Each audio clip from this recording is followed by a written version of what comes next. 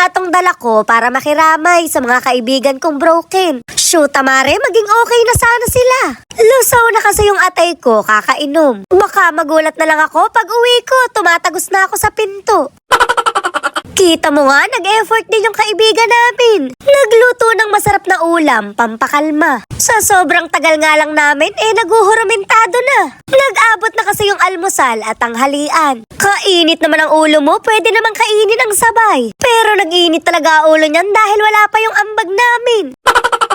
Minsan talaga napapaisip na lang ako kung normal pa ba kami ng mga kaibigan ko. Kita mo naman siya, tanghaling tapat, nakapantulog na agad. Siyempre hindi ako magpapakabog na tanghaling tapat, nagayaya ng inuman. Dumating na nga rin yung kaibigan naming bordado. Mukhang napakaangas pero mahinang uminom yan. Pero wag ka, matataba ang daliri niyan. Mare, hindi ka nalugi. Siyempre kasapi din namin yan, kaya ang dinalang pulutan manggat bagong. O diba, kakaibang pulutan. Magbabanding na lang kami sa CR kinabukasan. Yun ang gusto ko sa'yo, bes napakalinis ng ano mo. Basahan pa to sa lamesa eh. Okay lang yun, walang magseselag dito. Ay, teka lang. Masama yung masyadong malinis. Kailangan meron din tayong bad bacteria. Bes, parang very bad bacteria yan. Very bad bacteria yan, bes. Jesus mo nandun sa labas. Oh, madami ba? Ay, walang ganong dumi. Okay yan, okay lang. Alright. Pampukpok ng yelo tsaka basahan namin yan. Ano ko, maraming damit kasi nga ko sa tulog. Ito ba so, sisingulisikon mo? Hindi ito gago, All in one yun, di ba? Tapos yung paa mo, baka maisipan ko magkalit. Ayun, okay. Sabi nga daw nung binilan niya ng mangga, matamis daw to. Pagkarating dito, Mare, sabay-sabay kaming nakangiwi. Bawal maselan dito. Takay na kakasipon mo lang ha. Yummy. Flavor Yakult. Yeah, basta imagine ko.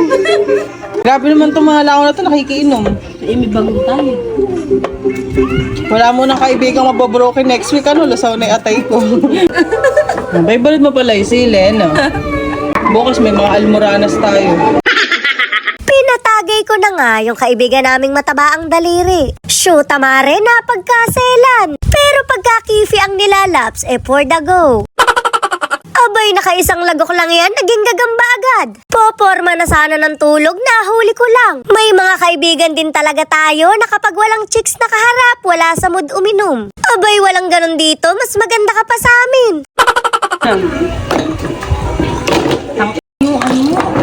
Ano? Ano?